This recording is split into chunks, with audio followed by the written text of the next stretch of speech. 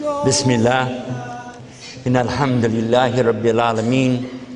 Huwa alladhi ja'alana muslimin. Wassalatu wassalam ala Rasul al-Kareem. Wassalamu alaikum rahmatullahi wa barakatuh. Alhamdulillah. I would like to start by doing an inventory check. Find out who's in the audience today. Do we have with us any non-Muslims? You raise your hand. Not Muslim yet. You like the way I said that? I'm a positive thinker. Let me look on this side. Oh, on this side, any not Muslim yet? How about up here? Okay. How many Muslims do we have? Raise your hand. Ooh. How does it feel to be surrounded by all these terrorists? Alhamdulillah. Alhamdulillah Rabbil Alameen. They asked me to talk on the subject about priests and preachers who enter Islam. Very frequently, I get introduced by people that really don't know me or know the real history, and I get amazing credits to me that I never even knew I had. I've been labeled as a Presbyterian, as a Catholic, as a Baptist, and by the way, I was none of those. And I've been told that I was a bishop and a priest, and I go, it's amazing. The problem happens actually when you tell the story in English, then they translate it to Arabic, and then somebody translates it back out to English. There's a word, qasis, which they use sort of as a general word to represent anybody who's religious in the Christian religion. But when you translate it back to English, it's just priest, that's it. So that's why they asked me to try to clarify that whole story tonight. Inshallah, God willing, if you'd like to make notes, you're welcome to do so. And then you can compare the next time you hear the story and see how close it is. First of all, I never imagined that I would become a Muslim. In fact, I wouldn't have accepted that even as a joke 15 years ago. Nothing could be further away from me than such an idea as that. But one of the reasons is because I didn't understand what the words mean. So before I tell you the story, I'd like to share with you a couple of words.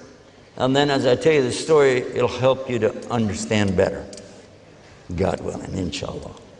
The first word is the word Allah. Now I'm a Texan. I grew up in Texas. And everybody there in Texas, you know, we have our way of thinking, and we think everybody thinks like we do.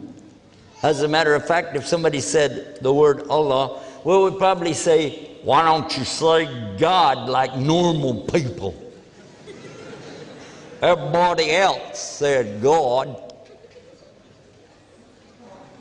But is that really true? Well, we can explore for ourselves. We don't need to have a genius to sit beside us and tell us how to think. We can figure it out. Christianity is the largest religion in the world today. Followers of Christianity make up about 1.7 billion. And from those people, the majority of them, single religion only, is Catholic. They're bigger than the Orthodox or the Coptics or the Protestants. The biggest group is the Catholics. Now, the majority of the Catholics speak Spanish, French, or Italian. Majority. Some Portuguese. Because that includes Mexico, Central America, South America, France, Italy. So you get the feeling that a large majority of the majority don't use the word God. They use the word do or Dios, but not God. Then if you look to the rest of the Christian world, you'll find you have a lot of people, they speak the Dutch or German languages. And they also don't use the word God.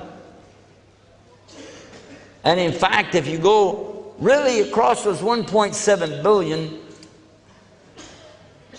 only about something like 200 and something million are really living in America.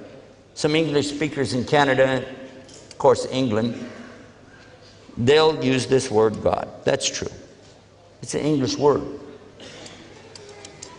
That brings us to another point. I think you see what I'm saying already, but it brings us to another point, and let us do a little bit of history now. I did our geography, now we'll do our history. There was no word God, G-O-D, on this planet 1,000 years ago, because there was no English until the Normans invaded the Saxons. Then we get the English language after that. That was 1066 AD. So I'm sure you know there were Christians before that, right? So then we had a question, well, what did they call God?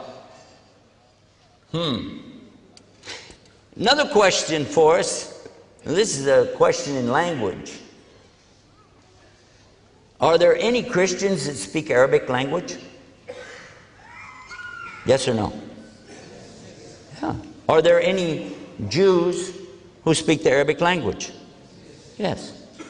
In fact, the Arabic language has been on earth since before people wrote down words, because it's one of the Semitic languages.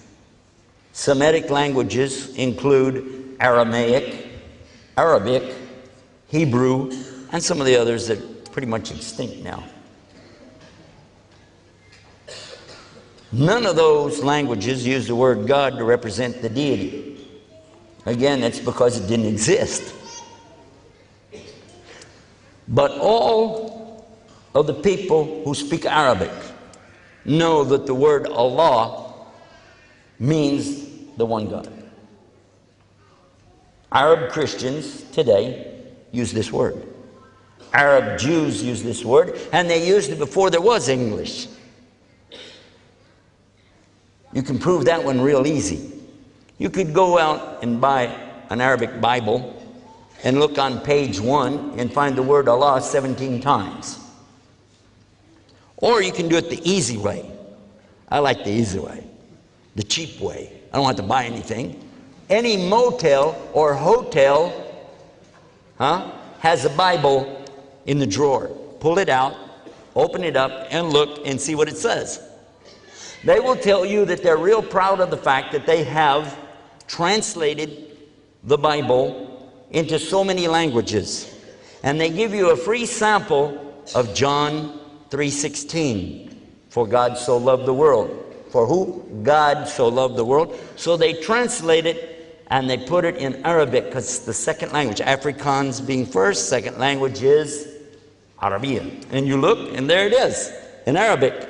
Alif, Lam, Lam, Ha. So, this word is acceptable even to Christians who are trying to share their Bible with others in the Arabic language. So we've established now the common usage, almost. One final point. There are 1.5 billion Muslims on the earth today. 100%, every single one of them know that the word Allah represents their God, and they say this word, Allah. So, for the good old boy in Texas, the common word on the earth for the one God is Allah. Oh yeah. Only thing left now is to find out, what does it mean? Does it have a meaning, or is it just a name? There's a word in Arabic which is ilah. Ilah. Ilah means exactly the word God. Ilah means God.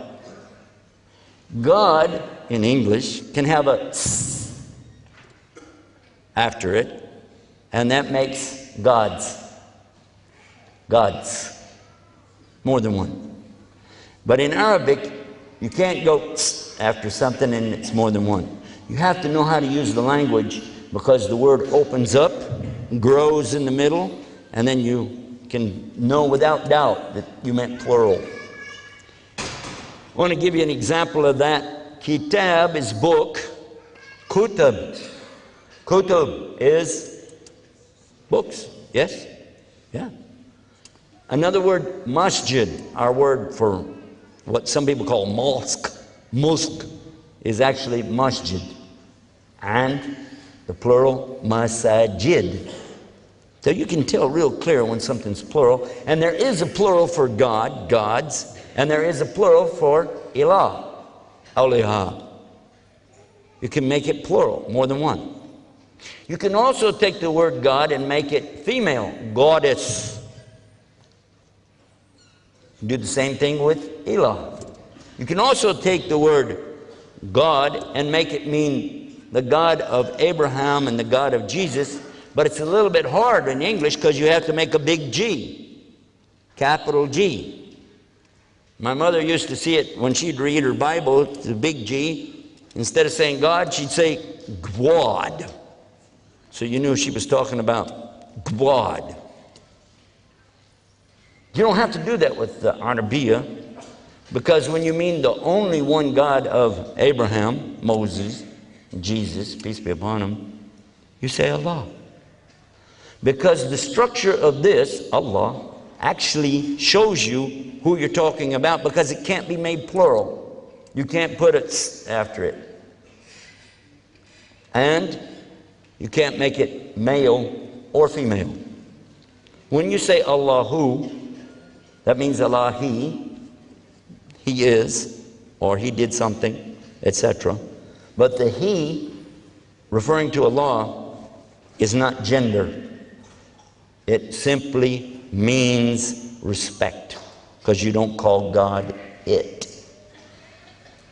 Likewise, you understand why He doesn't call Himself he, she, because again, Allah has no gender. He's so uniquely one.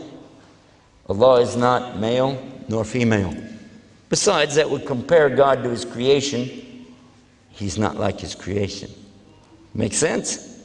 So Allah is the perfect word if you mean to say one God, by Himself, no partners, not male, not female. Best word to use? Allah.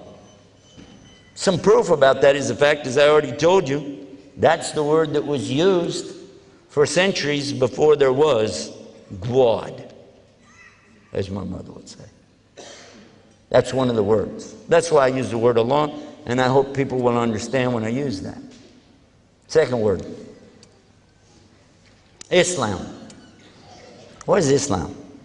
Now, today, Muslims around the world are pretty much in a defensive position, trying to say something nice about Islam and convey a message at the same time of a non-violent status, of a beautiful way of life. And they will say, Islam is peace. Islam is peace. Have you heard that one? When I walked out here, I think I said Salam Alaikum, didn't I? Right? What does salam mean? Peace? Yeah. But if Islam means peace, I should have said Islam Alaikum. Right? That's wrong. I have to say Salam Alaikum. So what is Islam? Let's look at it. Islam comes from the same root as salam. Sin, lam, mim. Silm. But from this root, you find that it has 5 things contained within it. First of all is total surrender. Total surrender. And then, second, submission. Third, obedience. Fourth, best word in English, sincerity. complete, total. And 5, peace. Salam is in there, but it's only 1/5, 1/5. So when you say Islam, you're talking about action, verb, things that you do. You're describing, get back up here. You're describing your relationship with who? Go see the last word I mentioned, Allah. Your relationship with the Almighty is, or should be, surrender to Him, submitting to His terms, conditions, or commandments, and being in total obedience to what He has ordained for people to do. And to do it in sincerity, not to show off, not because somebody is watching, because you know you need to do it. And then finally, to do so in total and complete peace. It's not something new. It's a way of life described for us in the Quran, in the New Testament, in the Psalms of David, and in the books of Moses. Clearly, it's to do what God has ordered you to do. Follow the commandments. Worship Him alone, without any partners. Give up this life, the desires, the lusts, greed, passions. Sacrifice that to follow His will. The 10 Commandments mentioned twice in the Old Testament and referred to throughout the Bible are beautiful for Muslims as well. They're very clear. And someone in Islam should know that these commandments are for us too, because they're mentioned in the Quran as well. First commandment, La ilaha illallah. By the way, you can talk. This is not Jummah khutbah. Yeah, you can answer me, no problem. So I say something and ask you a question, you can say it. It's okay. Alhamdulillah. First commandment, thou shalt have no other gods beside me. Second commandment, thou shalt not make unto me any graven image. God's speaking in the first person when He says me. That doesn't mean Moses is asking people to worship Him. That you will not take God's name in vain. Muslims are very, very keen about never taking Allah's names in vain. Even we don't jokingly call somebody by God's names. In fact, when we name our children, we call them the servant of Allah, Abdullah, the servant of the most merciful, Rahim, and the servant of the all-patient, of the Sabur. So we use these terms because of so much respect for His names. The next commandment says to remember the Sabbath and keep it holy. Sabbath means 7, not 1. Meant the 7th day of the week. We'll leave that for a discussion another time. Think about it. The next commandment, the 5th commandment says, and this is the first thing that leaves the subject of worship of God, says, thou shalt honor thy mother and thy father. And Islam says, after Allah and His Messenger, the first rights go to your mother, and then your mother, and then your mother, and then your father. Yes? It's not something new, is it? The next commandment, thou shalt not kill. Islam has that. I think it's in Surah Al-Ma'idah, chapter 5, maybe verse 36. It's in that area. Whoever kills an innocent person, it's as though they killed the whole of humanity. But whoever saves a life, it's as though they saved all of humanity. This is more or less translation to English. Next one, thou shalt not bear false witness. No lying. Ya ayyuhalladhina amanu attaqullah wa qulu qawlan sadida. O you who believe, speak the truth. Again, same thing. Thou shalt not commit adultery. Zina. Is it forbidden in Islam? How many pages dealing with the subject of zina? No adultery. In fact, there is no marital relationships without marriage. Nothing. No boyfriend, no girlfriend. Just get married. And even after you get married, no hanky-panky. True? Wow. Pretty familiar, isn't it? But it doesn't stop there. The Bible goes on to say that you will not have envy for your neighbor's ass, meaning his donkey. And I'm quoting to you from the Catholic Bible. It's a little different than the Protestant Bible. And the next one, it says you will not have envy for his wife. Now, the Protestant Bible gives the women a little bit higher status and lets the woman be ahead of the donkey. I don't know why. But in Islam, we have real clear, وَإِذَا حَسَدٍ إِذَا حَسَدٍ. I'm seeking refuge with Allah from the envier when he does envy. So it's also forbidden in Islam. We didn't mention anything about donkeys and wives, but it's the same thing. Make sense? I got one more word and then I'm ready to tell you the story. The next word is Muslim. Now again, I'm from Texas, so down there we said, oh, I'm old Muslims. But you know, Muslims, we don't like that too much because it's actually somebody playing with Arabic to make it sound like Mazlum. Mazlum is people that do wrong things, bad things. And we don't want them to say that. Muslim. Say moo. Moo. Hello? I can hear you breathing. Say moo. Ah, there you go. Moo. Slum. Muslim. It comes from the word Islam. Whoever does an action, and you're using the Arabic language, you put mu in front of it, in front of the verb, in most cases, and you find the one who's doing it. For instance, our word safari in the English language comes from the Arabiya safar, to travel. Whoever travels is a musafir. And believe me, sometimes when I'm traveling, I suffer. But that's another story. Another word in Arabic, salli. When somebody is doing their worship, standing, bowing, prostrating, that's salli. The musallin, those who do this. Now, when you put mu in front of salli, musalli, you see how it works. Another one, have you heard this?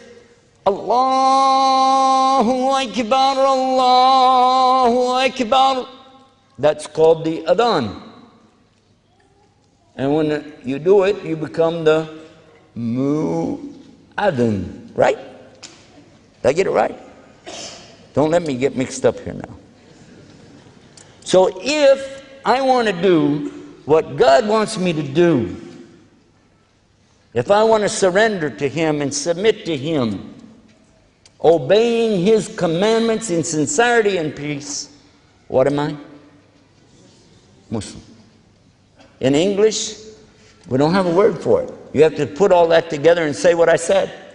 But in Arabic, Muslim. You believe in the one God of Abraham, Allah.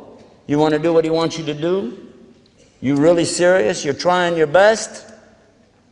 Then you're a Muslim whether you know it or not. And it's on the day of judgment that the ultimate judge, Al-Hakim, will decide who the real believers are, who the real Muslims are, not me. There's a final word, deen. I didn't used to do this, but I found that it's necessary to mention this because of the mistranslation to the English language in Pickthall and Yusuf Ali's translations. They use the word religion. English doesn't have a word to handle the word deen. Religion is really close. It conveys a meaning, so we grab it and we go with it, but unfortunately, it is not all-encompassing. The translators of the Bible actually came out with a word a little bit closer to the meaning when they translated what was in the book of the Acts of the Apostles. The first book to follow the Gospels is Paul's book, Acts of the Apostles. In here it tells you that Paul persecuted even unto death the followers of Jesus.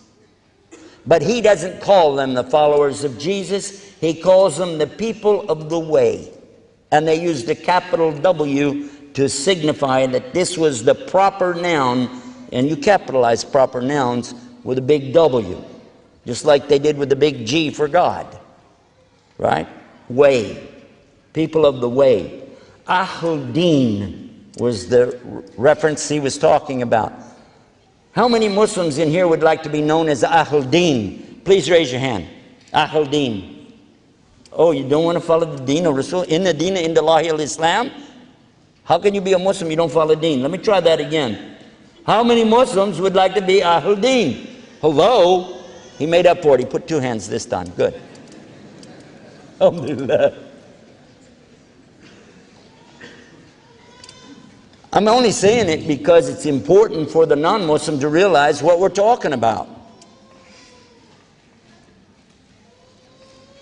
Our book, the Quran, tells us, in no uncertain terms, by the way, this word deen is used over and over and over, maybe more than the word Islam itself in the Quran. Inna dina indallahi al-Islam. Wa man yabtaghi ghayra al-Islam dina fala yuqbala minhu. Wa huwa fil akhirati min al-khasirin. Al-yawma akmaltu lakum dinakum. Yes or no? At the end of that one, wa raditu lakum Islam dina. Again, the deen. And Qul ya ayyuhal kafirun, how does it end? Lakum dinakum waliya din. How many times do you think that word is in there? And if you keep saying religion, religion, religion, you know what the problem is going to be? In some cases, it won't make any sense. How do you tell an atheist, mulhid, lakum dinakum waliya din? He doesn't have any religion, but he has a deen, doesn't he? To you, your way. To me, my way. Make sense? Well, if it didn't, go talk to scholars, because I asked them, they said use the word way. And then when I found it there, Paul's using the same expression, makes sense to me. People of the way. The people of Jesus' time were called people of the way.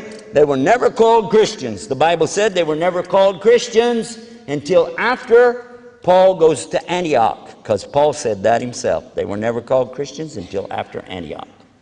Prior to that, they were called Ahl-Din, people of the way. Did Muhammad bring something new? The Quran says no. The Quran clearly tells us in chapter 42, real clear, that this is the deen, way, that was with Abraham. And it's the deen for you, meaning Muhammad sallallahu alaihi wasallam, and the deen of Moses and Jesus, Noah, are mentioned in this verse. Read it. It's not new. And Allah says in Surah Al-Bayyinah, وَمَا أُمِرُوا إِلَّا لِيَعْبُدُوا اللَّهَ مُخْلِصِينَ لَهُ الدِّينَ حُنَفَاءَ وَيُقِيمُوا الصَّلَاةَ وَيُؤْتُوا الزَّكَاةَ وَذَلِكَ دِينُ الْقَيِّمَةِ. How many times you got to hear the word before you go, oh, wait a minute, I got it. Deen. Ahl-Din. Oh, translation, sorry. The people of the book, the Jews and Christians, were not ordered anything more than this, and Allah tells you, to be on the deen. He said, this is what they were ordered. To worship God alone without any partners. Keep religion clean, pure for Him.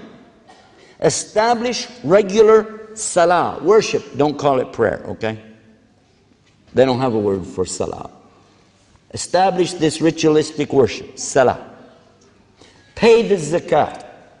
which means charity. You have to give charity. You have to give charity. You have to give charity, or you're not a Muslim. Allah said that in the Quran. Clearly, you're not guided by Quran until you give of the things that Allah gives you. First verses in Surah Baqarah. And Allah said, this is the deen most clear. And we're not going to call it religion. It's the way. It's the way to get to who? Allah. I want to be with Allah in the next life. And really, I want that for everybody here. I do. But the only way we can get there is to do it on His terms. I cannot make up a religion and expect Him to accept it, can I? Can I go out into the bush, pull up some trees, carve them up into some kind of little statue, and start praying to those little sticks and stones and asking them to help me? Can I do that? Physically, you could do it, but would it work? Duh. How is a stick going to help me when I was just cutting it a minute ago and he couldn't help himself? Some people, by the way, carry a lucky rabbit's foot. I don't know if you have that in Australia or not. Do you have that? Lucky rabbit's foot. Have you ever heard of that? Very popular in Texas when I was growing up. Lucky rabbit's foot. They get the foot, put it on the little chain, wear it around their neck, put it on the keychain. You ever heard of that? Wasn't very lucky for the rabbit, though, was it? Got to think about that. I saw somebody as a driver, taxi driver. He had a little statue in India. He had a little statue in front of his steering wheel. When I got in the car, shut the door, the little statue started to wiggle. I said, what is that? He said, that's my God. Said, that's God? He said, yep. They said, but that's only one God. I said, okay. He said, that's the God for driving around, the traveling God. I said, you know, when I slammed the door, I noticed he wiggled a little bit. If you're a traveling God, you better put a seatbelt on him. Otherwise, he's going to fall on the floor. You're going to have a problem. What's amazing is his comment back to me, because I'm playing with him a little. You know, what if it falls on the floor? What if it breaks? He said, I'll just go buy another one. Besides, he smiles, reaches over and grabs it. It has Velcro on it. So you can make up a God with Velcro on it. You can go out and cut up sticks and stones and play around. But do you really think that's going to benefit you? Who created everything? Who created the heavens and the earth? And you ask the people, and they'll say, Allah, God. And who created the sunset? And who created colors and beauty? Who created you? They'll say the same thing, God. Is that right? Yeah, they'll say that. So the question becomes, then why don't you want to worship Him on His terms? Why do you want to make up a religion? Good question. Having said that, introducing the subject and giving you the meaning of the words that I'm going to be using, I think it's time that we start up now and tell you the story about priests and preachers entering Islam. First of all, Muslims should always begin whatever they do with Bismillah, with the name of Allah. But there are a lot of people that say they believe in one God, but what do they believe? And I'm going to change the subject a little bit. Suppose we're going down the road, you know. Maybe, as an example, we wanted to drive from here to Perth. Would that be a trip? That'd be a trip, wouldn't it? So as we're going along in the middle of nowhere, all of a sudden we see somebody out there hitching a ride. So we say, wow, man, look at this guy out here in the middle of nowhere. Let's give him a ride, you know. And then we'll share the message of Islam with him, and who knows what will happen. We'll call it da'wah. Give him the invitation, right? So we slam on the brakes. He gets in the car, you know, hey, where are you going? We're going to Perth. Where else are you going to go? It's the road only goes one way. Okay, so here we go. And along the way, we say, you know, we're Muslims. He goes, really? I heard stuff about you guys in the newspaper, news and stuff, you know. What do you guys believe? We believe in one God. He said, me too, man. No joke, yeah. He said, I only believe in one God. Hey, cool. He's almost a Muslim already. But we believe that he's really one. He said, yeah. We don't believe he's three. No, I'm a one guy. One God. Okay. Oh yeah, and we believe that you have to do what God wants you to do. He goes, yeah, that's what I think too. We're going, hey, that's it. Far as I'm concerned, he's a Muslim. Give him Shahada. Shahada la ilaha illallah, Shahada Muhammad Rasulullah, and Takbir Allahu Akbar, Takbir Allahu Akbar, Takbir Allahu Akbar. That's it. Give him a Quran, that's stop. But along the way, he said, stop the car, stop the car. Whoa. We stopped the car, and he runs out in the desert. But there's this huge tree. Nothing else out there but this huge tree. Huge. He runs up in front of that tree, and he's standing there like this and bowing down on the ground to this tree. What was that? Could be a sutra.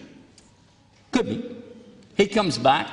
We go, what was that? What did you just do? He said, we believe in God. Yeah. Worship one God. Yeah. We do what God wants us to do. Yeah. He said, well, that was God. I was saying thanks.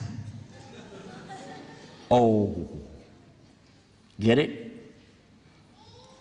What did he mean when he said it? What was in his mind? What's he trying to say? Some people put God in the creation. Some people put God in the creation. And if they do that, they're always going to come up short. A little later, we're going to go into that and break it down. But now I want to tell you what happened to me. And this is how it started. My father was an ordained minister and a businessman at the same time, non-denominational Protestant, just for the record. I also had become a preacher, but I was also a music minister, meaning that I spent a lot of time playing music, selling musical instruments to the church, etc. And one day, Dad came to me and he said, we're going to be doing business with a man from Egypt. I said, hey, good. He said, yeah, we're going to be, importing things and selling them in our store. I said, it's good, man. Nile River, pyramids, the Sphinx, Abu Hul, Cool. He said, yeah, and he's a Muslim. I said, a what? He said, a Muslim. I said, Dad, I wasn't going to have anything to do with it. Those guys are terrorists, hijackers, kidnappers. They don't believe in God. They kiss the ground 5 times a day, and they worship a black box in the desert. That's what we knew. That's what we'd been told. SubhanAllah. Dad said, well, I want you to meet him. I said, no, wait. He said, you have to meet him. I said, no. Dad said, you will meet him. No, it's my dad's house, dad's business, and I'll meet him. But I said, it has to be on my terms. He said, okay, what's your terms? I said, I got to come straight from church. I'm going to come straight from the church, and I'm going to have on my cross, have my Bible, and my cap that said, Jesus is Lord. Dad said, okay. And I'm going to bring my born-again wife with me, and we're going to really pray this man into salvation. I said, okay. We came straight from church on Sunday afternoon, went to my dad's store. And by the way, in the United States, you can be open on Sunday. So we went there. I said, where is he? I'm expecting to see some guy in a long, black dress and some kind of what we call a baya over it, or bish, and maybe a big turban on his head, eyebrows that go all the way across from one side to the other, with a big sword. I'm looking for Ayatollah Khomeini. But it surprised me. Dad said, here he is. I went, where? This guy? I'm expecting big beard. This guy has no hair at all, not even up here. He's bald. And when I shook his hand, I was surprised. It's warm, like a human being. Last week in Sydney, after our program, the daughter of one of the ministers that was there came to us and she said she was so surprised. She said, "You guys are human just like us." Wow. I think we need to get a new press agent. We're not doing very good with our PR. So I asked him straight up, "Do you believe in God?" You know, like Mom, God. He said, "Yes." "I'm talking about the God of Abraham." He said, "Yes." "Moses?" "Yeah." "David, Solomon?" "Yeah." "You believe in the Bible? Do you believe in the Old Testament?" "Yes." "Psalms?" "Yes." "Yes, but do you believe in the precious name of Jesus?" I said, "Yes." Well, this is going to be easy.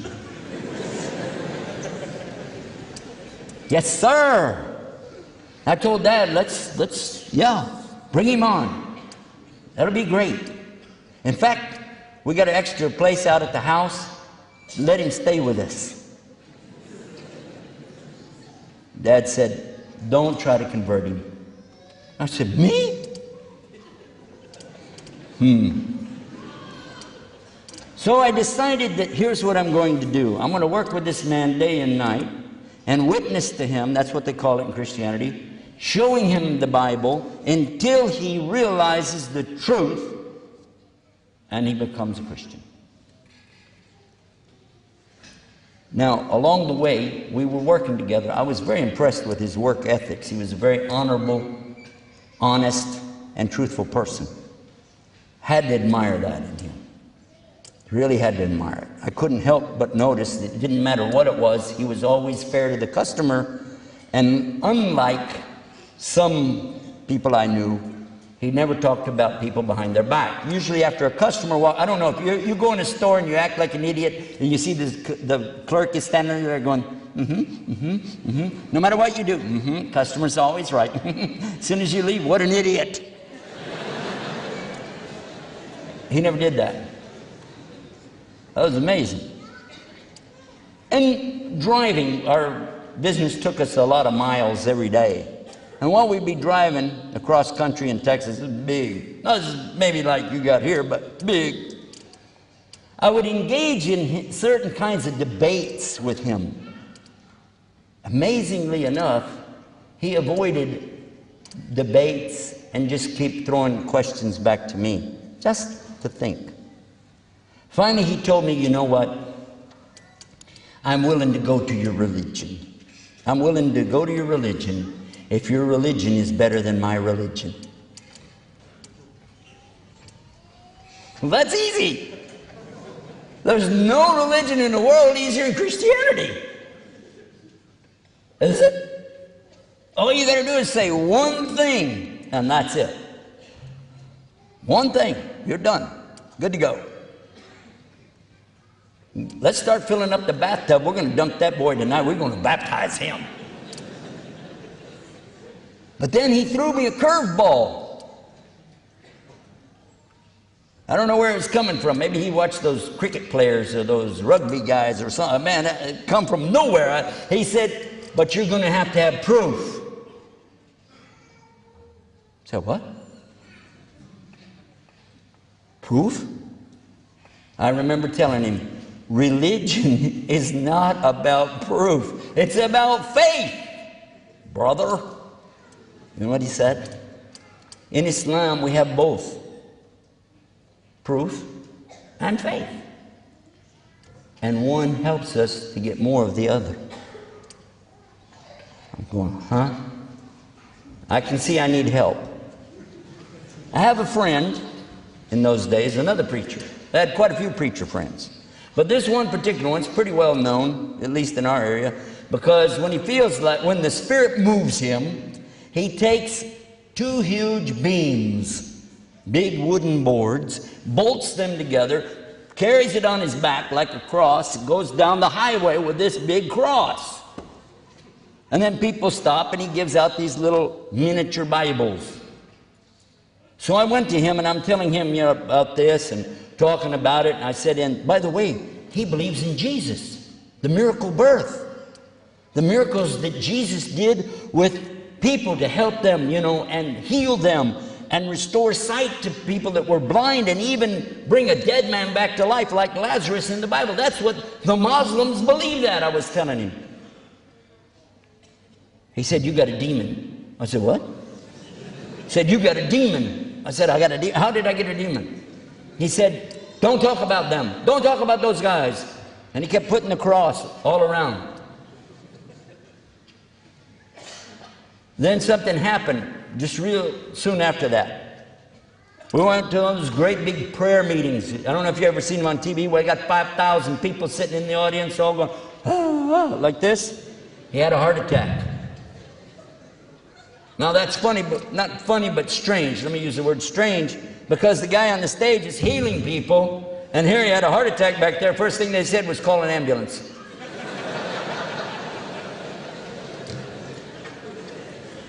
He went to the hospital, Veterans Hospital there in Oak Cliff, which is south of Dallas. And I was glad because they said, well, it was a heart attack, but he's going to be all right. You just need to stay in the hospital for a while and take it easy and cut back certain kind of foods, and whatever you do, don't walk around that cross anymore. So I went to visit him on a regular basis. He was a good friend, and I liked him, and I like to visit people when they're in the hospital. They need it, you know. A lot of times we forget people in the hospital, by the way. It's a good thing to go do that. And while I'm there, though, one day, a guy comes rolling in a wheelchair, because they shared the room, and I always had my Bible under my arm, by the way, and I began to witness to the man in the wheelchair, Jesus loves you. He just looked at me like, get out of my face. And I said, where are you from? He said, I'm from Pluto. Well, now in Texas, we have a Venus, Texas, so I thought maybe it's a city I didn't know about. But he was basically telling me to buzz off. I could have said the word you guys use in Australia, but I decided buzz was better. Buzz off.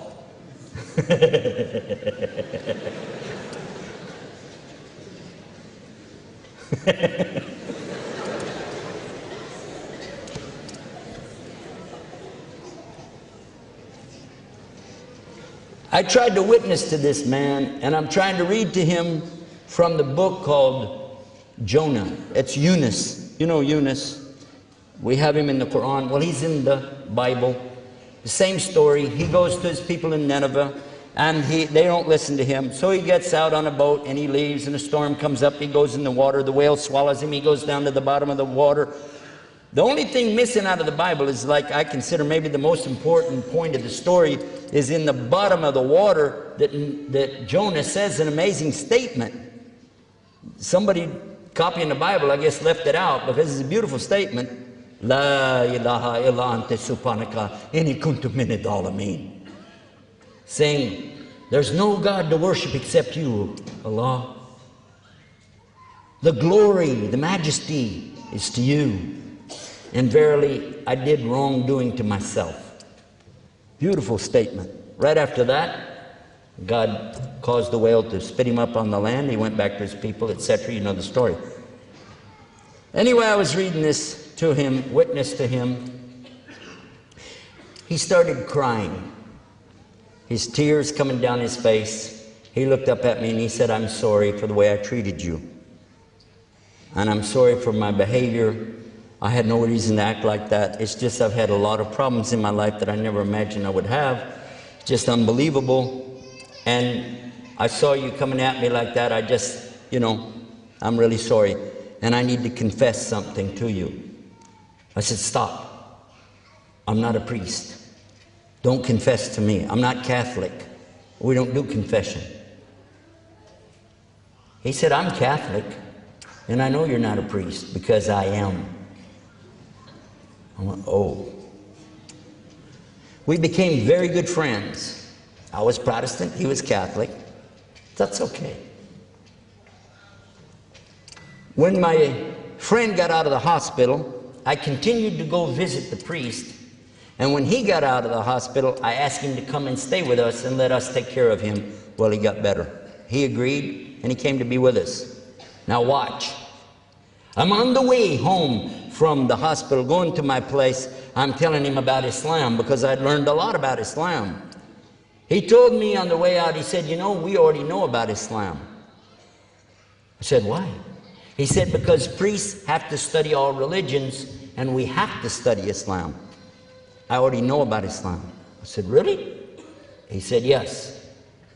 And they do believe in the risen Jesus. He's with God, and he'll come back in the last day. And Jesus is the miracle birth, etc., etc. He confirmed things which I'm just summing it up right now. It's amazing. If the priests know this, how come they don't tell anybody? We get out to the house. I introduce him to everybody. And now I've got a new plan. What we're going to do, we got a priest, man. We got an ordained minister, a preacher, a born-again Christian, music minister. We got everything right here. So around the table every night, we're going to pull out the Bible and we're going to witness to this poor infidel Muslim and get him to get over to the right way.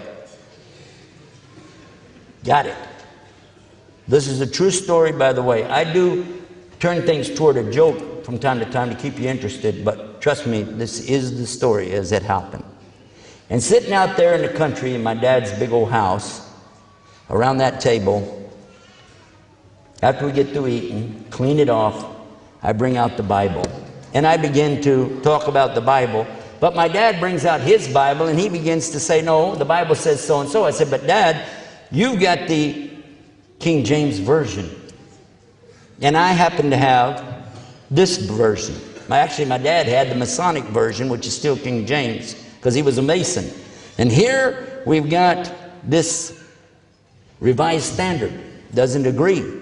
It says there are verses in there that are interpolated. It says verses in there don't belong and other verses are not complete. And it quotes from older manuscripts. And in the beginning of it, the introduction, it says many good things about the King James Version. It says, but yet it has grave defects.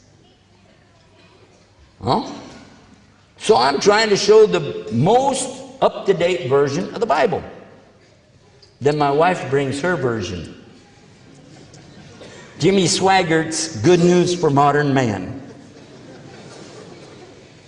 Boy, is it loaded up. But to be fair, he said real clear in a debate one time he wasn't a scholar of the Bible.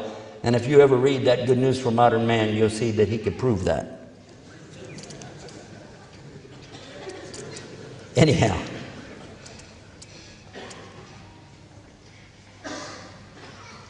We realized that going around and around with the subject of the Bible is a problem. Finally, I tried to take some pressure off of us. We're arguing with each other. And then the priest says he's got the Reims Douay Bible, and that's got 73 books. We got 66 books. So where are we going to go with that? So I looked over at the Muslim and I said, how many versions you got of that book? You got that Koran thing. How many you got of that? One. Only one. In 1400 years, one book in the Arabic language. And every single verse is still the same, regardless of where you go. In fact, every single word is still the same, no matter where you go. And it begins with Bismillahir Rahmanir Rahim, and it ends with Minal Jannati wan Nas, and everything in between is the same, whether you go to Iran or if you go to Saudi Arabia, whether you go to Indonesia or if you go to Pakistan, or if you go to Maghreb or Cairo, Egypt, or if you go to Texas, or if you come to Melbourne, Australia, still the same. Doesn't change. The reason is because it's not a book, as in paper and ink. It's a recitation that's in the hearts and minds of the Muslims. And every single Muslim on earth would love to memorize the whole Quran. And every single Muslim on earth has memorized at least some of it. There's no Muslim that I met yet that didn't know how to say Bismillahir Rahmanir Rahim.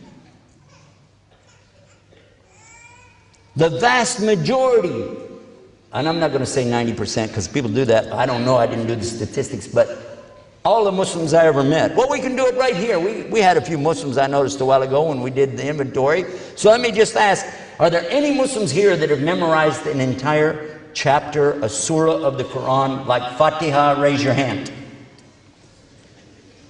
Look around the room, folks. Hold your hands up real high so they can see. That's all up here too. Everybody here has memorized at least one chapter. How about 2, 3, 4, 5, 10, 20, 30? SubhanAllah. Wow. Do we have anybody in Melbourne that memorized the entire Quran cover to cover? 1? Where else? Usually sisters. I always find sisters that memorize it. How about half of it? Everyone up here, mashallah. And how many want to memorize all of it? Absolutely. SubhanAllah. And it's only memorized in Arabic. We don't consider it Quran if somebody stands up and said, in the name of Allah, the most gracious and most merciful, huh? You're going to let him lead salat like that? I don't think so. So there's one book. I'm going, oh. And he told us, 1. Never changed. We have the original. Let's change the subject.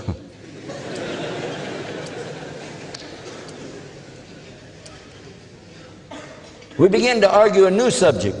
Another night, the priest is talking about how Mary, you can pray to Mary. We're going, no, you can't. And St. Joseph. We ain't got no St. Joseph. We're Protestants. And we got to talk about God. And who is God? Catholic said, the priest said, it's a Trinity. The church, he said, teaches the Trinity. One God. How's that work? I'm saying one God, but I don't know about the Trinity. We got really stuck on that one, so I went to my friend with the cross again. I went back to his place. Looked him up. I said, how's it going? I want to ask you a question. I'm getting stuck on the Trinity thing. I always get stuck on that one. Help me out. Because the Bible everywhere it says one. Know, O Israel, the Lord thy God is one Lord. And you have to worship him with all your heart and all your mind and all your strength. That's New Testament, Mark chapter 12, verse 29. And then Old Testament. You know no other God beside me. Beside me there's no Savior. And who is that? That's the God of Israel. The God of Egypt. The one who brought them out of Egypt. The land of the oppression where they were. That's in Hosea chapter 16, verse 4. How am I going to explain 3? I don't get that. My friend with the cross to the rescue. He said it's like an apple. An apple. The apple has a skin. Inside the apple is the meat. Inside of that are the seeds. 3 things, 1 apple. So there you go. That works. Now, you know what happened by the time I sat with my friend. We're driving along. We're debating again in the car. You know what I'm saying? Here we go. And I brought up apple, skin, meat, seeds. He said, how many seeds?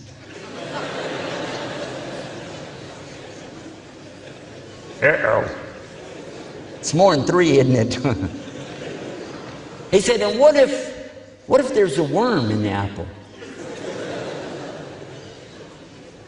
Scratch that. I went back to my friend again another time. I said, okay, the apple, forget it. He said, yeah, forget the apple. I told him what happened. He said, forget the apple. The egg, babe, egg.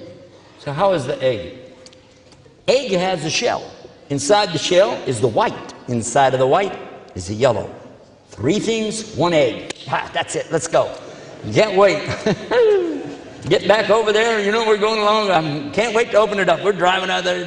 Okay. God is one, but he's like an egg. He said, really? Shell, white, yellow.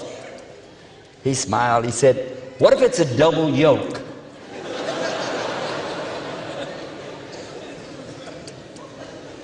And what if it's rotten?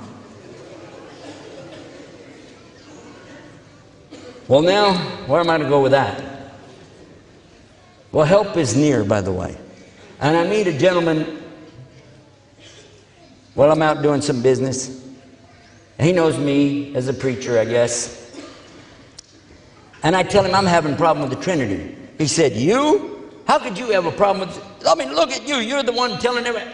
He said, the easiest example is me and my family here. I said, how?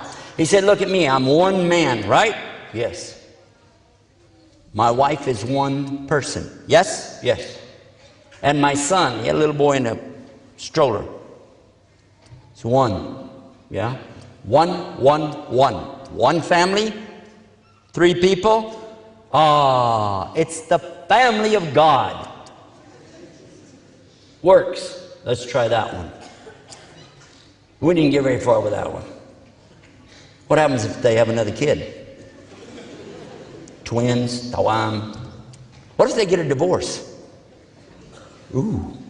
I don't know how it is in Australia, but in Texas, if you get a divorce, the wife gets the car, the house, the bank account, the Keogh plan, your retirement program, any benefits, your computer, and all of your email. Now, I don't want a God that can have a worm in it. I don't want a God that can be rotten. And I sure don't want a God that can die, because people can die. So now I'm asking the Muslim. Finally, I asked him. He didn't offer anything unless I asked him. He didn't push. What do you guys say about God? Is he 1 or 3 or 2? What do you guys say? And listen what he said. Bismillah. قل هو الله أحد الله الصمد لم يلد ولم يولد ولم يكن له كفوا أحد. The translation, say, O Muhammad, they're asking you about God, say he is Allah, the unique, the eternally sought after by all creation for sustenance, yet he is not sustained. As-Samad. Samad is big name. Lam yalid wa lam yulad. He's not the father of anything. He's not the son of anybody. He has no genealogy. Wa lam yakul lahu kufuwan ahad, and he doesn't compare to anything, anywhere, anytime, because he's so unique. Oh. Well, what's he like? Laysa kamithlihi shay'in wa huwa samiun basir. He's not like anything in his creation, yet he is all hearing, all seeing. He's all knowledgeable. He's all merciful. He's all loving. Al-Wadud. He's all praiseworthy. And he is the peace. As-salam. And he is the light, An-Nur. And he's the only one that you can turn to and ask for any help and get it. And when I'm hearing these words, I'm thinking, that's what I already believe. That's in the Bible. I saw that in a book, this book, that book. I remember the New Testament said this and this. This is the God, man. How did we come up with 3? Catholic priest provided that answer for us. Oh yeah, he was very knowledgeable in the history of the church. I got it on my website, just in case you want to check it out. islamtomorrow.com/Bible. I put my commercial in the middle, so when they try to edit it out, they can't, you know. islamtomorrow.com/Bible. I took it from the Catholic website so you could see it for yourself. They say that the church started in the year 325 AD, after Jesus. Hello? And that's when they held the council to establish God could be 3 and 1 at the same time. That's also when they decided how many books need to be in the Bible and how many don't need to be. They also decided to change Jesus' birthday to be December 25th for some other god they already had in Rome. They also added Easter, the Feast of Ishtar. All of that at the same time. Now I'm hearing this coming from the Catholic right there telling me that's how it happened. I happen to know a little bit about the Protestant religion. It's a break-off from the Catholic. And then when the Protestants broke off from the Catholic, they tossed out 7 books of the Bible. That's why there's 73 in the Catholic and 66 in the Protestant Bible today. Comparing book to book, gods to gods, it just was mathematically a lot easier for me. But that's not why I went to Islam. I'd like to tell you that it was because of all the rationality behind it, but it wasn't. It was something else. It's because when I thought about it, I realized that there's something inside of me that likes to do what I want to do, regardless of what anybody else says. But there's also a side in me that knows that this is wrong. I need to do what he wants me to do. And now I'm in a fight inside of myself between submitting to him, as we already mentioned that means Islam, or doing what I want to do. Guess what? While all of this was going on, I'm not the only person in this story. I'm the only one telling it today, but the real people of this story don't get out and tell all about it. So I'm telling their story for them. It was the priest who had the biggest job of all, not me. Because he was dedicated to his religion for so many years. He had been a missionary going into South America, Central America, Mexico, learning their languages and speaking their dialect, yet he was from New York. He was an Irish priest from New York. He gave up everything to be a priest. He can't get married. He can't have any children, of course, no grandchildren, no intimate relationship. He gave it all up for the Lord. That's an important concession for a person to do. We don't want to make fun of that. This man has given up more than any of us would really think about doing for our way. But alhamdulillah, Allah didn't ask us to do that. But this man asked our friend, because now we're calling him my friend, he's no longer an infidel Muslim anymore, our Egyptian friend. He said, can I go to your church? Can I go out there to your, wherever you worship? He said, sure. Took him to the masjid during the week. They came back that night. We said, what happened? He said, what do you mean? I said, come here. What did they do? They like slaughter animals or something? He said, no. He said, they stand the same way that monks stand in a monastery, like this, silently worshiping God. But then they do something that only the priest gets to do, which is a sajda. They bow and do sajda, but he just mentioned the sajda. He said, and it's so peaceful, there's no sound. It's so sweet. I said, what? That's not the kind of religion I grew up in, right? I said, okay, what kind of music did they play? He said, there wasn't any music. I said, what? How are you going to worship God without music? He said, they didn't have any instruments. So I went to my friend, the Egyptian. I said, is that true? You guys don't have any music in your worship service? He said, no. No organs? No pianos? Now we were in that business. Estes Organ and Piano Company, that's us. How many mosques are there on the earth today? He said millions. I said, do you think the Muslims would like to start music in their services? I see opportunity here. He said, I don't think so. And then, a few days later, the priest asked if he could go again to the mosque. because the Muslim regularly would go. He would say, I need to go visit the mosque.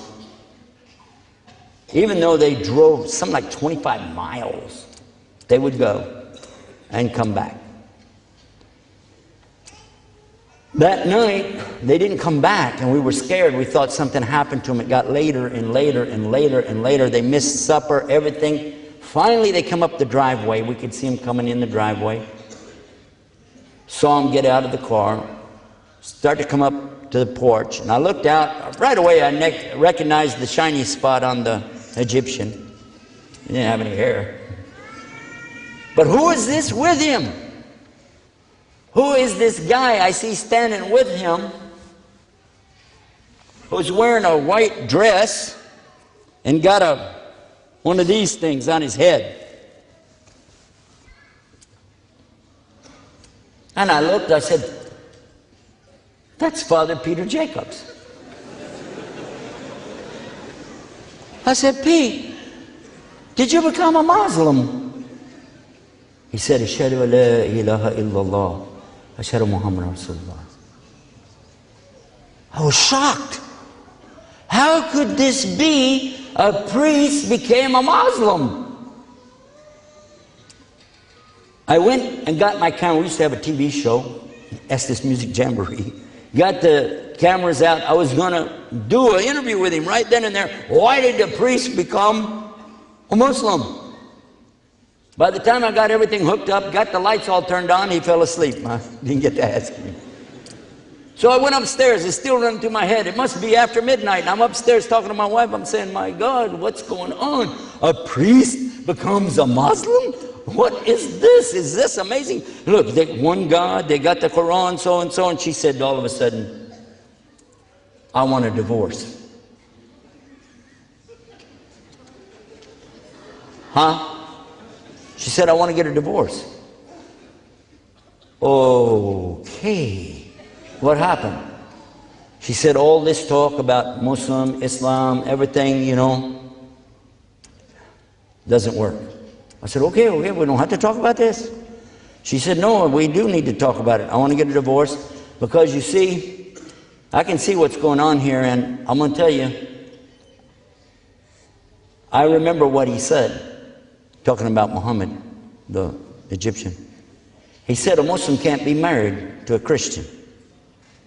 I said, whoa, whoa, whoa, whoa, whoa. I didn't say, did I say I want to be a Muslim? I didn't say that. I did not say I wanted to be a Muslim. I'm talking about a priest. Sorry, drop the subject, forget the whole thing. She said, no, I want a divorce. I said, why? She said, because I want to be a Muslim.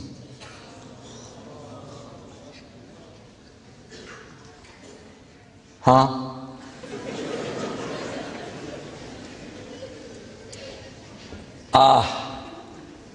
Now I've been married to her 7.5 years. I got a couple of kids here, and I'm thinking, no. I don't want to go through that. Don't want to lose everything, including my email, We didn't have email back then. Anyhow. Well, I thought about it. I said, okay, think. Okay, the good news is, I'll do it. I knew I needed to do it anyway. Let me just do it, get it over with. I too want to become a Muslim. She said, I don't believe you. I said, no, I'm serious. I do, I really do. I didn't know how to say it before, but hey, I want to be a Muslim. She said, no, I want a divorce and you're a liar.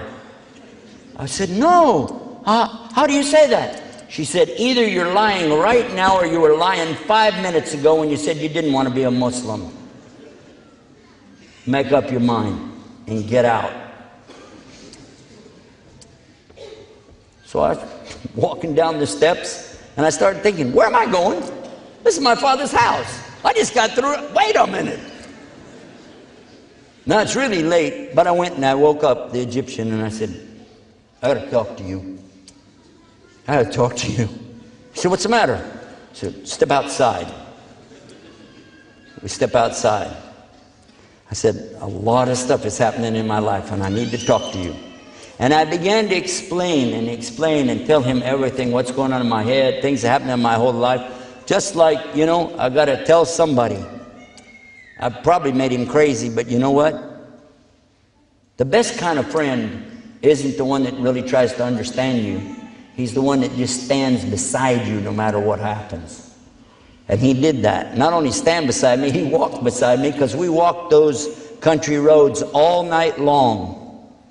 We continued doing that until Fajr. And when the sun started coming up, I'm telling him, oh, it's time for you to pray. Look. He said, I'll be all right. Don't worry, it's okay. I said, but the sun is, you know, there's light. He said, there's time. Don't panic. And while he was doing that, I realized it's time for me to stop trying to push on other people what I think or what I feel. It's time for me to deal with it inside. And this is the key, my dear respected brothers and sisters in Islam. This is the key. The muftah is inside, not outside. And when I went behind my father's house and I found a piece of board back there, big board, you know, little shelter over it, nobody could see me, illallah. I put my head down on that board the same way I had seen the Muslim place his head, the same direction toward the east. And in that position with my head on the ground, I said these words, "Oh God, if you're there, guide me." I couldn't think of anything else to say. You sat here tonight, you know this is not a guy that has a problem coming up with words. Yet on that occasion, that's all I could say. Nothing else came in my mind. But those words echoed and echoed and echoed through my heart, even till today. Guide me. And Allah said in the Quran, Ihdina siratal mustaqim. When I raised up my head, I knew what I had to do.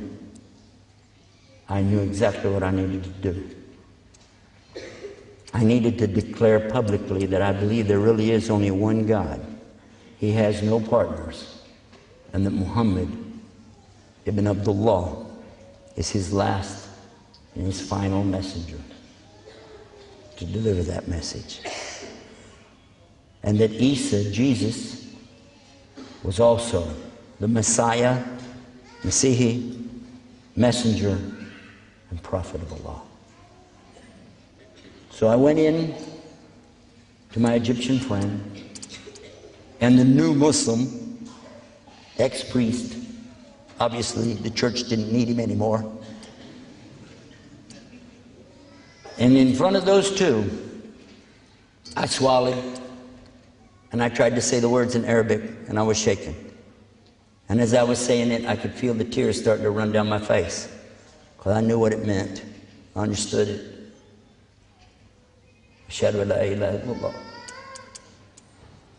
Ashhadu Muhammad Rasulullah.